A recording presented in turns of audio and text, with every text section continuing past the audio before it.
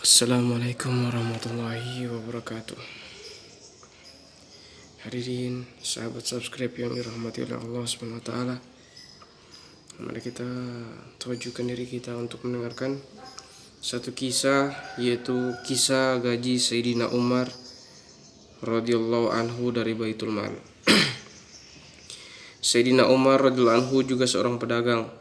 Ketika ia dijadikan khalifah, gajinya diambilkan dari Baitul Mal. Ia mengumpulkan kaum muslimin di Madinah Munawwarah, lalu berkata, "Aku biasa berdagang dan kini kalian telah memberiku kesibukan ini. Oleh karena itu, bagaimanakah dengan mata pencaharianku?" Orang-orang menyampaikan berbagai pendapat tentang jumlah gaji Sayyidina Umar radhiyallahu anhu. Sedangkan Sayyidina Ali radhiyallahu anhu hanya berdiam diri. Sayyidina Umar radhiyallahu anhu bertanya kepadanya, "Bagaimanakah pendapatmu, wahai Ali?" Jawab Sayyidina Ali radhiyallahu anhu, "Ambillah uang sekedar dapat mencukupi keperluanmu dan keluargamu." Sayyidina Umar radhiyallahu anhu sangat menyetujui usul Sayyidina Ali radhiyallahu anhu dan menerimanya. Maka ditentukanlah uang untuk Sayyidina Umar radhiyallahu anhu. Beberapa lama kemudian, beberapa orang sahabat termasuk Sayyidina Ali, Sayyidina Utsman, Sayyidina Zubair dan Sayyidina Talha radhiyallahu anhum mengusulkan agar uang gaji Sayyidina Umar radhiyallahu anhu ditambah karena kurang mencukupi. Tetapi tidak seorang pun yang berani mengemukakannya secara langsung kepada Sayyidina Umar radhiyallahu anhu. Akhirnya mereka menemui Sayyidatina Hafsah radhiyallahu anha, putri Sayyidina Umar radhiyallahu anhu yang juga Ummul Mukminin. Mereka berharap dengan perantaraannya dapat mengajukan usul tersebut kepada Sayyidina Umar radhiyallahu anhu tanpa menyebutkan nama-nama mereka.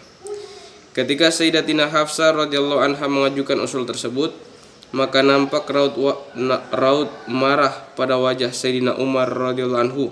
Dia bertanya, "Siapakah yang mengusulkan ini?" Saud Sayyidatina Hafsah radhiyallahu anha, "Jawablah dulu bagaimana pendapatmu."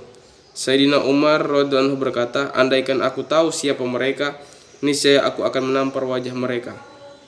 "Hafsah, ceritakanlah kepadaku tentang pakaian baginda Nabi sallallahu alaihi wasallam yang terbaik yang ada di rumahmu." Sayyidatina Hafsah radhiyallahu anha menjawab, "Beliau memiliki dua pakaian berwarna kemerahan yang biasa beliau kenakan hari Jumat atau ketika menemui utusan-utusan." Sayyidina Umar radhiyallahu anhu berkata, "Ceritakanlah makanan terlezat yang pernah dimakan oleh baginda Nabi sallallahu alaihi wasallam di rumahmu." Jawab Sayyidatina Hafsah radhiyallahu anha, "Roti yang terbuat dari tepung kasar dan ketika masih panas diolesi bekas-bekas minyak samin yang terdapat dalam sebuah wadah minyak. Beliau memakannya dengan penuh nikmat dan beliau juga membagi-bagikannya kepada orang lain." Sayyidina Umar radhiyallahu anhu berkata, "Ceritakan apa alas tidur terbaik yang pernah digunakan oleh baginda Rasulullah SAW di rumahmu." Sayyidatina Hafsah radhiyallahu anha menjawab, "Sehelai kain kasar pada musim panas, kain itu dilipat 4 dan pada musim dingin separuh digunakan untuk alas tidurnya dan separuh lagi untuk selimutnya." Sayyidina Umar radhiyallahu anhu berkata, "Nah, Hafsah, kini sampaikan kepada mereka bahwa baginda Nabi sallallahu alaihi wasallam telah menunjukkan satu cara kehidupan yang aku harus mengikutinya. Kerisauannya hanya akhirat. Perumpamaanku dengan dua orang sahabatku, yaitu baginda Rasulullah SAW dan Sayyidina Abu Bakar radhiyallahu anhu, seperti tiga orang yang sedang melalui sebuah jalan. Orang yang pertama telah pergi dengan perbekalannya dan telah sampai ke tempat tujuan. Demikian juga orang yang kedua, ia telah mengikuti jalan orang yang pertama, sehingga ia pun telah sampai ke tempat tujuan. Orang yang ketiga, kini ia baru memulai perjalanannya. Jika ia menempuh jalan yang telah ditempuh oleh dua orang sebelumnya, maka ia akan menjumpai keduanya. Jika ia tidak menempuh jalan orang-orang yang mendahuluinya, tentu ia tidak mungkin bisa bertemu dengan mereka selamanya." Dari kitab Asyar. Faedah: inilah contoh kehidupan seseorang yang sangat ditakuti oleh para raja saat itu. Namun ia menjalani kehidupannya dengan zuhud. Suatu hari dia berkhutbah di depan para sahabatnya dengan mengenakan kain sarung dengan 12 tambalan. Salah satunya ditambal dengan kulit. Suatu ketika ia terlambat datang ke masjid untuk menunaikan sholat Jumat. Ia berkata kepada jamaah, "Maafkan, aku terlambat karena harus mencuci pakaianku terlebih dahulu. Aku tidak memiliki baju lain untuk dipakai." Dari kitab Asyar. Pernah terjadi juga suatu ketika Sayyidina Umar radhiyallahu anhu sedang menikmati makanannya. Lalu datanglah pelayannya memberitahu bahwa Sayyidina Utbah bin Abi Farqat radhiyallahu anhu ingin menemuinya. Setelah Sayyidina Umar radhiyallahu anhu mengizinkan Sayyidina Utbah radhiyallahu anhu masuk, ia mengajak Sayyidina Utbah radhiyallahu anhu makan bersama.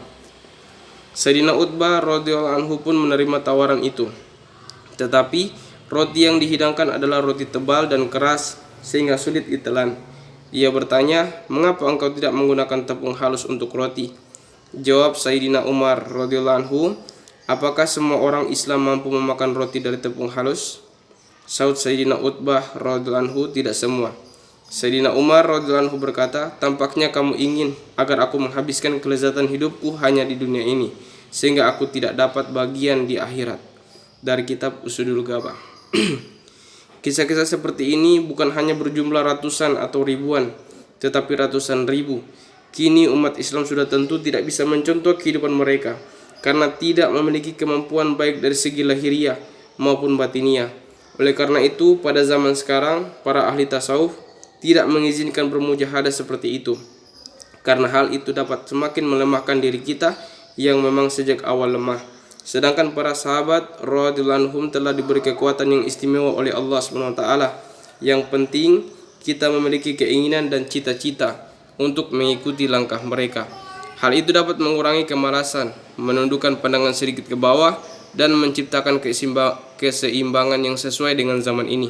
Kita selalu berada dalam kelezatan duniawi yang terus meningkat, dan setiap orang memandang kepada orang yang lebih kaya, sampai akhirnya mati dengan penyesalan bahwa si fulan lebih kaya dariku. Alhamdulillah, saudara membacakan satu kisah, yaitu kisah gaji Sayyidina Umar radhiyallahu anhu dari Baitul Mal.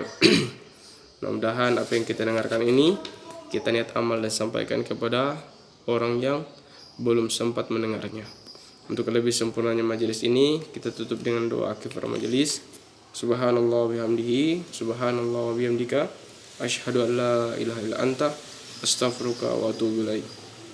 Assalamualaikum warahmatullahi wabarakatuh.